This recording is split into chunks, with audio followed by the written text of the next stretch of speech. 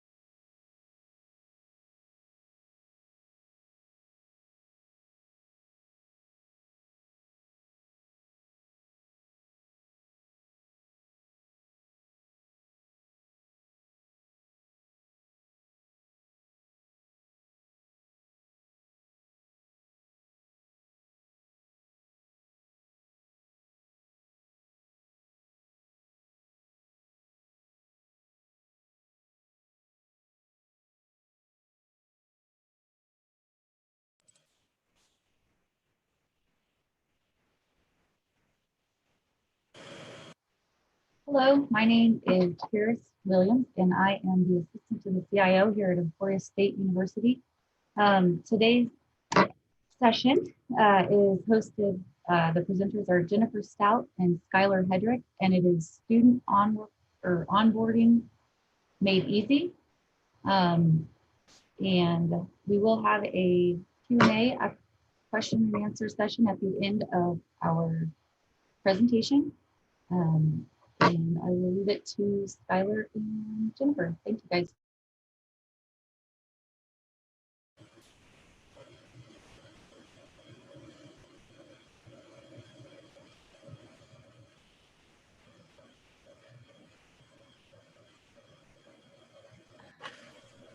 Hi, it's Jennifer Stout in Human.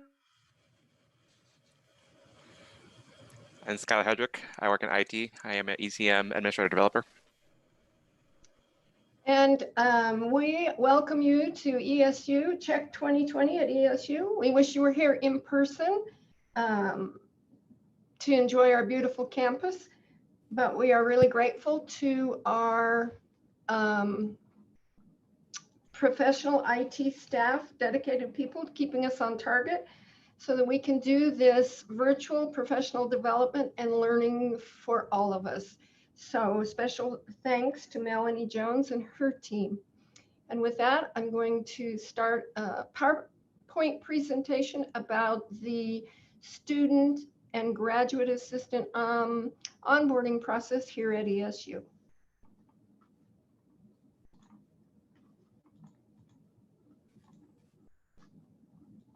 There we go. Well, let's see if I can get it to move. Here we go. Okay, so where we came from, we were in a completely paper process. Paper appointment forms, paper I-9s, paper copies of driver's license, social security cards, everything was in paper and everything came into human resources. So as you can imagine, we had piles and stacks and heaps of paper.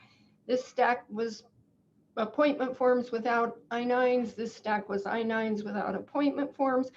So it was very labor intensive. And we moved from a totally paper process to a midpoint where we had an electronic version of the appointment form, but we found everybody was still printing that and creating a paper file. So now we've gone to a total electronic process, and we love it. It's great. Our goals when we started the project was we wanted everything all in one. We wanted the appointment form and the I-9 and the W-4 and the K-4 and the state of Kansas oath and the direct deposit form all to come in one nice little package all tied together. And we've been able to accomplish that. We wanted to reduce errors, so we built in a lot of business rules to help the department originators eliminate errors that we were having to fix and having to solve in the past. We wanted everything at their fingertips, so we've given the department originators all the information they need or a place where they can go to get what they need, all in one form. Again, we wanted to go electronic, no more paper copies, and we've also got nothing lost in the mail anymore. So those are our goals, and they've been met. We want to stop duplicate data entry that the department completes, and then HR completes the data entry into Banner. And that's something that we're working on right now. So that's our next latest and greatest project, and we're real excited about that. The secret to our success, because it is a great process, great planning. We planned a long time, went through business process analysis, lots and lots of planning, had our end product in mind, went to the VPs, got buy-in from them, asked them to funnel word down their chain that there were changes coming, that would be working with folks in their departments to build the process. And then we had user input. We invited all kinds of people from across campus to come in and look at what we were doing, see what they thought, what they liked, what they needed. And we incorporated the things that we heard. Then we did testing. And we brought those same user groups back in to do testing. So I would play one role and send the form to another person who would play another role, back and forth, back and forth. So all of those testing sessions taught us more, and we incorporated the changes that we learned there. We did a lot of user training. We've modified the process as we've needed to. We continue to train when we incorporate something new. And the great success piece was we have a super OnBase team, and we had 100% plus IT and HR support. So thanks to Ray and thanks to Corey for allowing us to work as hard as we did to get this all pulled together. I did say a super OnBase team. Skylar is one half. Patty Delma is the other half of our OnBase team. She isn't joining us today, but she was there all the way as we put this together. She was right there side by side with us. So in our process, we have 3 forms at this point: an appointment form, a copy form, and a change form. So I'm going to go through the forms. They're huge, so we're just going to break them up by section. They're super smart OnBase forms. OnBase is a Highland product, and I love it. I'm a big fan. Illusion Banner is our ERP. So this process is so smart. It pushes and pulls data from Banner, pushes and pulls data from OnBase, pushes data into the budget system. So it's just amazing what this process can do for us. We've got hyperlinks built into our forms. So if an admin or an originator needs to get an I-9, a blank I-9, we've got a link right there, so she doesn't have to go out to the website and find it, or a tax form, or the state of Kansas oath. Whatever they need, we've built it in and added it to the form. Built-in business rules, tried to eliminate the possibility for originators to make mistakes. Some of the common mistakes that we were seeing in the past, we built in business rules to prevent them from happening.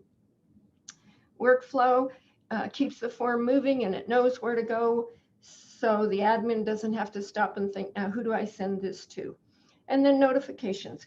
We are very big on communicating with everybody about where their form is, what they need to do, if we're waiting on them to do something. So tons of communication is out there about our process. As I said, it's a very comprehensive form. It's broken down into sections, and let's just take a look at the sections. First, we started with the form originator. That's the person that we go to if we have questions about anything on the form. They're the one who should know the most about it. This field, all the data in this section auto-populates based on who it is that's opened the form. So they don't even have to type their username, populates for them. Next, they start with the student demographic data. They key the EID number, which is our identification number here on campus, or the social security number for the student. And once they key either one of those pieces of data in, the rest of the demographic information that is in Banner from admissions populates into the form for them. We have an instruction here reminding them to call financial aid. There's the phone number. We want them to confirm if the student is eligible for work study. We want to get that federal aid into play early in the process. And then we ask for the social security name.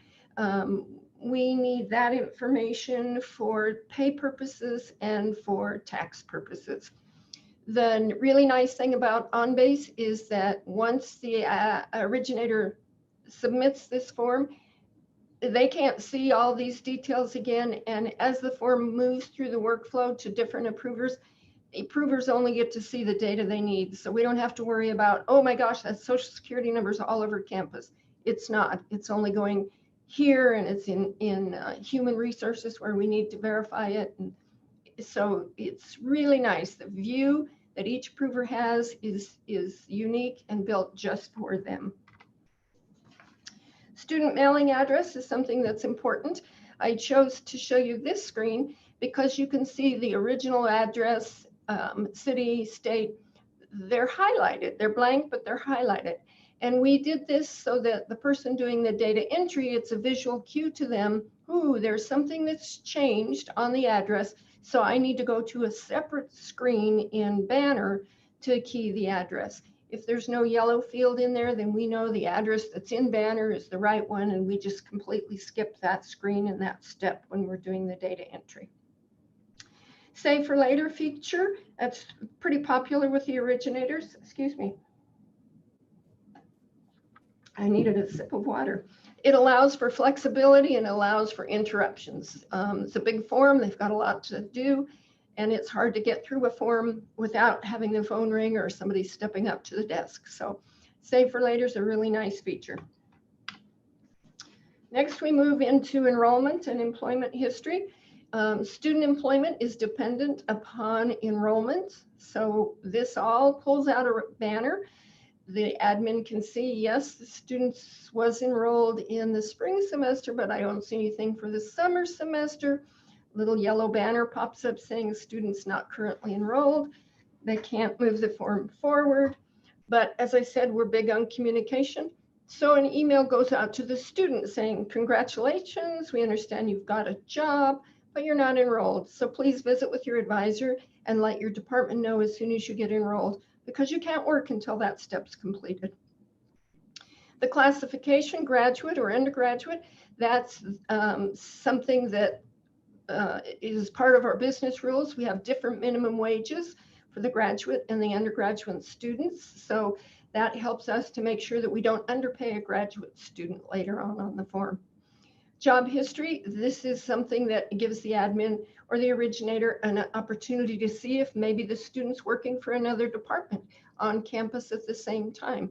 So they can coordinate with that other department, because we limit our students during the academic year. They can only work 20 hours a week between all the jobs that they have on campus. And again, all this data pulls out a Banner. It's provided to the originator. Eligibility policy requirements. If it's an F1 or J1 student, we want to make sure that their I-9 is up to date and that we have all the latest documentation that we need to keep them in status so they can work and so they can attend the school.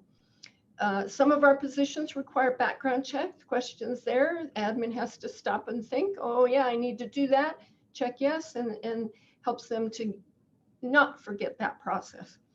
And then the Board of Regents requires that graduate teaching assistants where English is a second language are required to take a speak test. And the grad school keeps these records, but because they're in OnBase, we're able to take that information and display it here so that the admin, the originator knows, oh, I need to schedule a test, or it's taken and I'm in good shape. So again, we're giving them all kinds of information that they were having to go and figure out and look for in the past. Now comes the job details. So this screen, the majority of these details, the admin or the originator types in.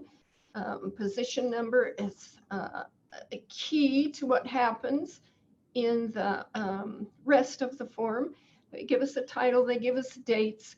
Depending on that position number, the form will either provide them with an hourly rate and hours worked and calculate the contract total, or if it's a biweekly position like a graduate teaching assistant, because of the position number they chose, this is what they'll see instead, your biweekly amount.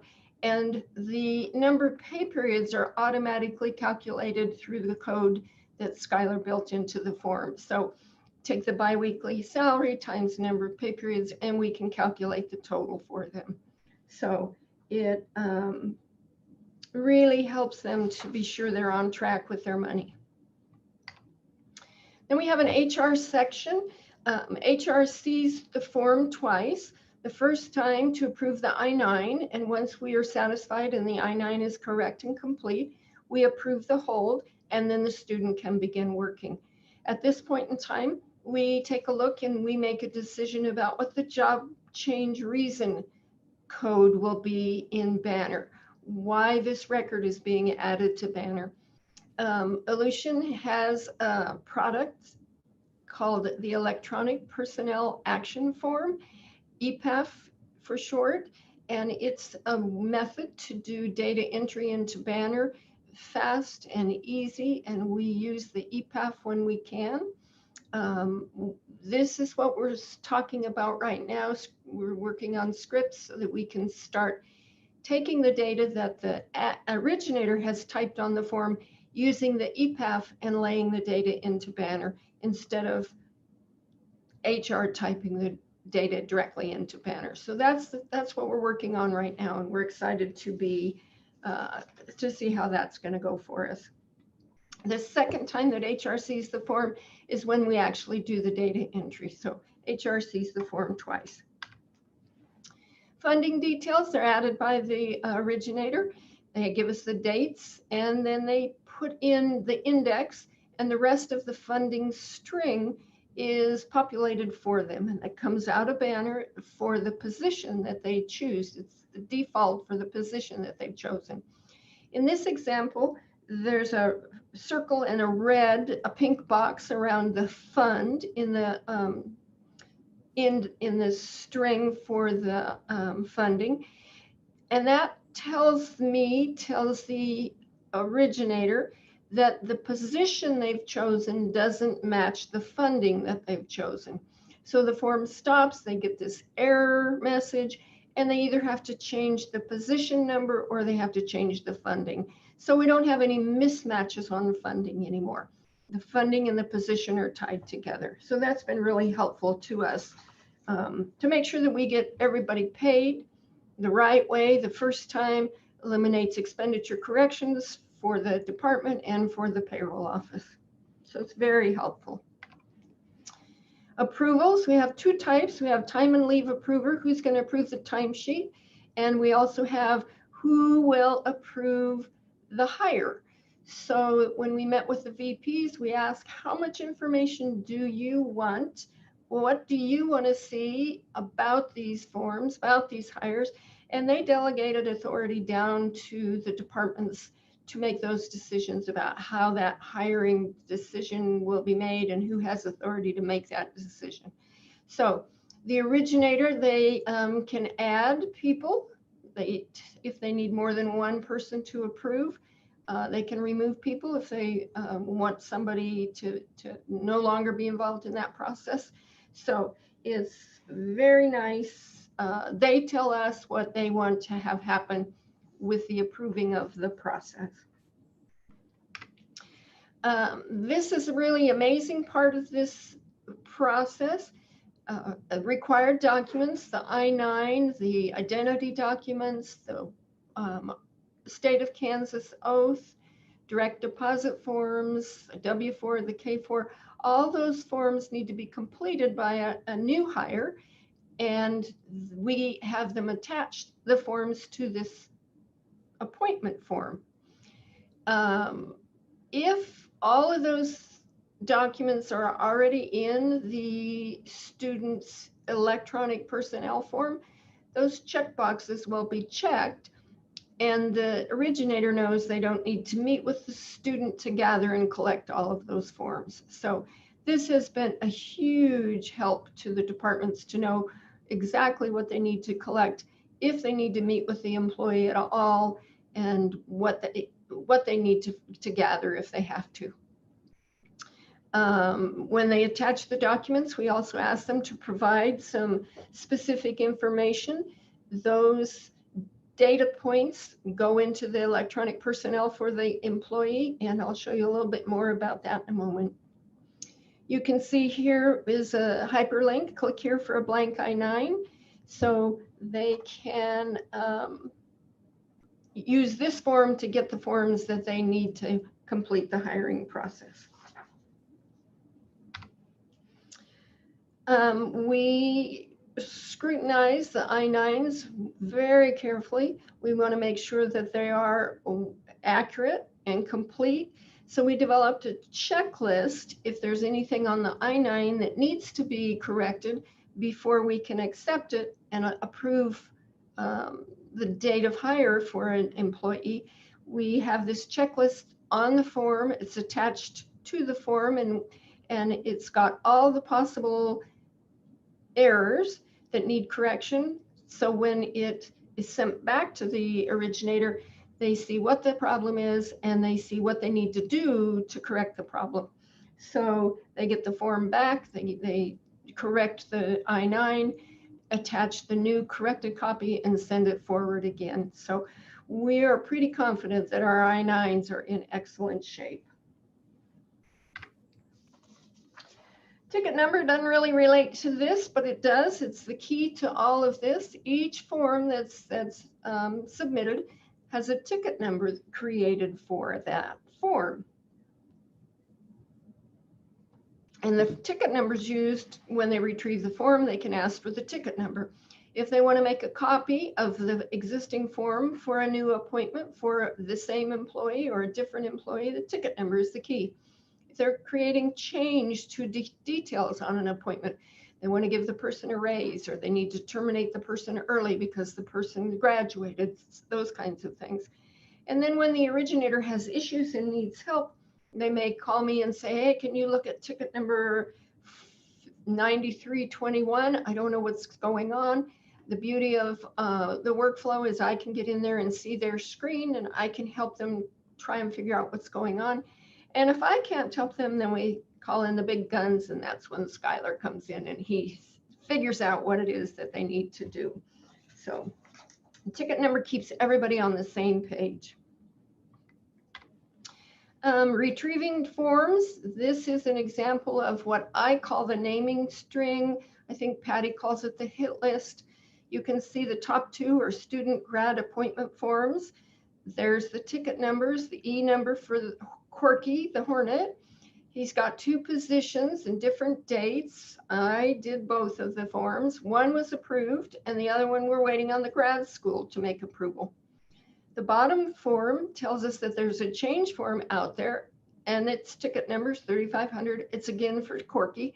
It was on a work study position because our work study positions begin with W, and we're waiting for back pay on that particular ticket, that particular change form. So the originators can pull up this kind of information and they can see And I have had tons of emails this week saying, hey, can you take a look at ticket number, whatever. I need this.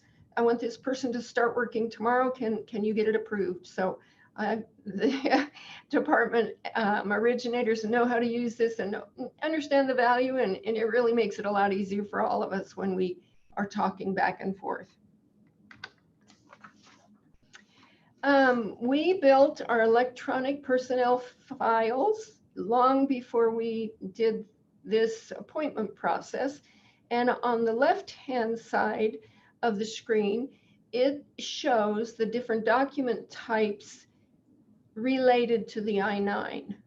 So a student employee or an employee can use any of those kinds of documents. Some are from list A, some are from list B, some are from list C. Probably isn't something that makes sense to you IT folks, but the HR people that are listening are saying, I get it. And then on the right-hand side of the screen, this is a reflection of what Corky's specific documents look like.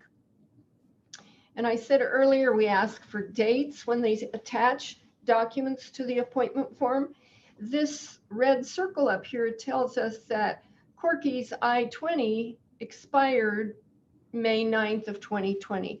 So if Corky's going to continue to work, he needs to get a new I-20, and we need to get that documentation in HR so we can update his I-9.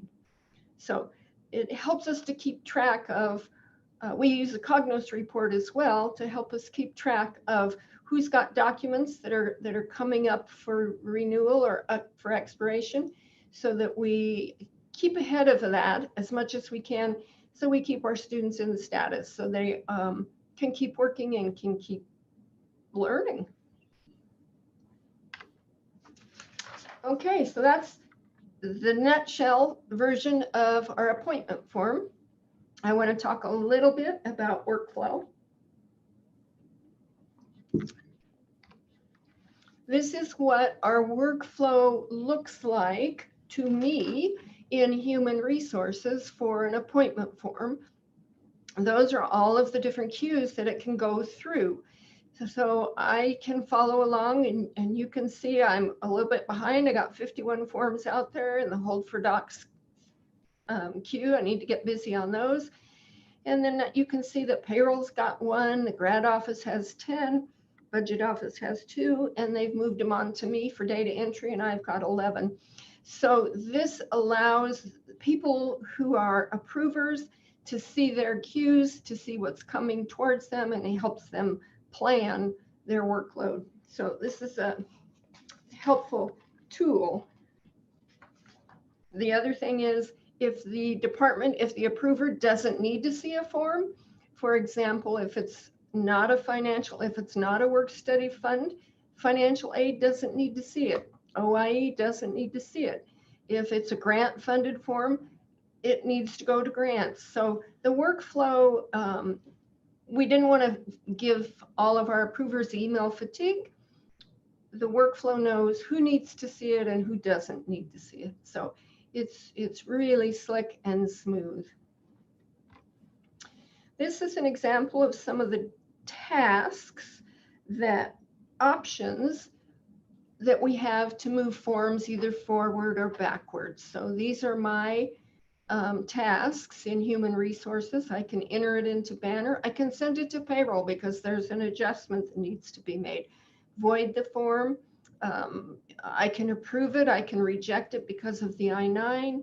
Can return to the originator. So my tasks, these are my tasks, but they're different for each approver. So payroll will have different tasks that they can perform to move that form forward or back.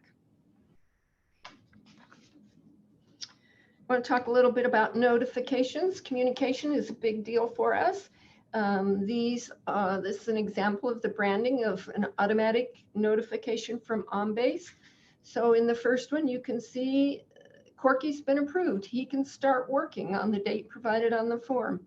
We had that as a separate step because, as you can see, I had 51 and 14, so I have 65 forms that I need to be working on. And we didn't want to hold up Corky starting until I had time to get it into Banner. So once we approve the I-9, they get an email that says the student can start working. The second example shows there's a problem on this form. We've returned it to you. I returned it. The approver can return it. Payroll can return it. So whoever returns it and sends it back, you can see that on here. And there's a link to the form so they can see exactly what the problem is. We have a comments box, and whatever we put in those comments, those are printed and the originator can see. So they know what the matter is. They know what they need to fix just by looking at the comments that we've included. This is another example of a notification. This is a bell and whistle that Skylar, I would say, well, let's do this. If this happens, then I want you to have it do this. And if this happens, then we need it to do this. And if this happens, and I would start talking like that, and you could just see the wheels turning in Skylar's head. He was thinking, all right, how are we going to make this work? So this is a situation that doesn't happen very often, but it happens often enough that we wanted to put it in here. This is a position number that doesn't exist. So we, in HR, we get a notification. They're trying to put up a position that doesn't exist. So we start looking at it. We investigate. Is this a brand new position? Tell me all about all the details. Or is that a typo? Is that really not what you meant to do? So if we could imagine it, it's in here. So if it's part of our process, even if we only do it once in a great while, it's in here. So it's a very comprehensive process, and I love it. Okay, so we want to talk a little bit now about the copy form. This is a feature that is really helpful to the departments and to the admins. For example, in rec services, they hire 50 students at the beginning of the academic year. They may have 30 facility staff. They may have 15 personal trainers, half a dozen lifeguards, the intramural officials, but they all start on about the same date, end on the same date. They're all paid out of the same funding. The only thing that would be different is the details about the student and maybe the hourly rate or the total amount of pay. So they create one form, take that ticket number from that form, put it on the copy form, and then they can add up to 10 additional ID numbers for new students. So in that case, it copies all of the details about the job exactly from one student to the next, and it inserts all the details about the student on the new form. So instead of having to type 30 or 45 forms, Daniel in Rec Services is able to go in and just make adjustments where he needs to. Maybe this lifeguard is going to work fewer hours per week, so they adjust the hours and the total contract amount adjusts. Or maybe this lifeguard has asked for some time off at the end of the semester, or they're graduating and we need to change the dates. Or maybe the title needs to be a little bit different. So instead of typing all those forms, creating all those forms, he creates one master, copies it, and makes the adjustments, submits it for processing. So it's been a great time saver for the departments that have big numbers that they do hiring, residential life, the resident assistants, the conference assistants, those kinds of places. It can also be used one-on-one. My student worked for me last fall. I want her to come back this fall. I can copy that form, change the dates, change the pertinent information, and I don't have to type or key a whole form. So it's really been a nice feature. Next form we have, the final form, is the change form. Starts with a ticket number again. They enter the ticket number, and the details about that appointment appear on the form. So we ask them to identify, tell us what change you want to make. Are you terming? Are you increasing the amount, decreasing the total? Are you changing that rate of pay? Is it a one-time payment? Is there a special deal? Is there a back pay? You saw Corky, we're waiting on some back pay in one of the others examples. And then others, reasons that they might want to make a change. And then we ask them to document the change.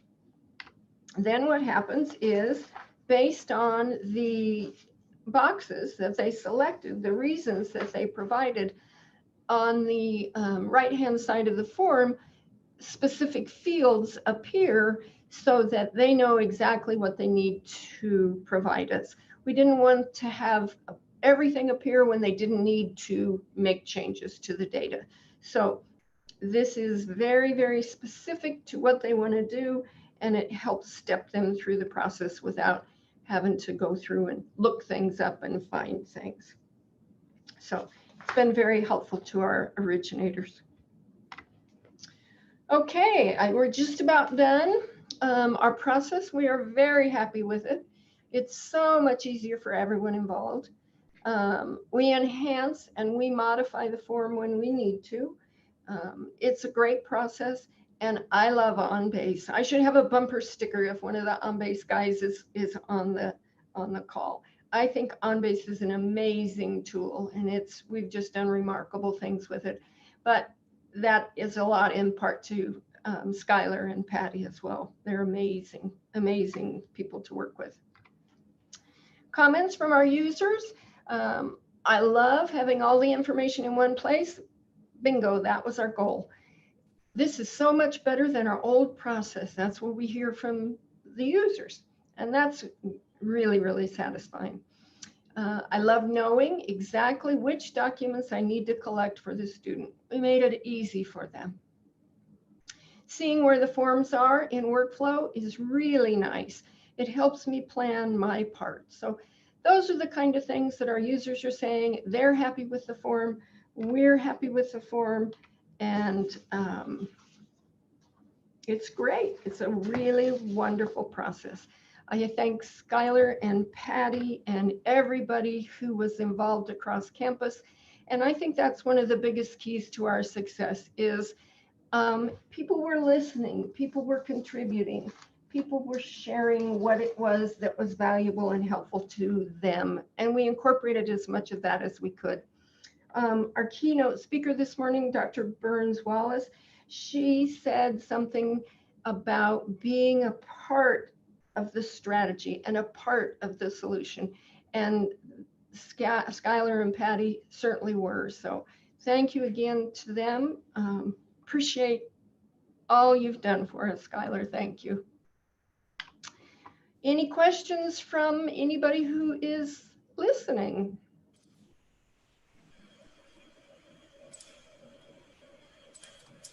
Hi, this is Karis, and there are currently no questions on our board here.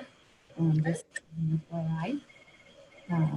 I do want to thank you and Skylar for being here. I personally enjoy everything you guys do to help us, not have to run around campus getting people hired.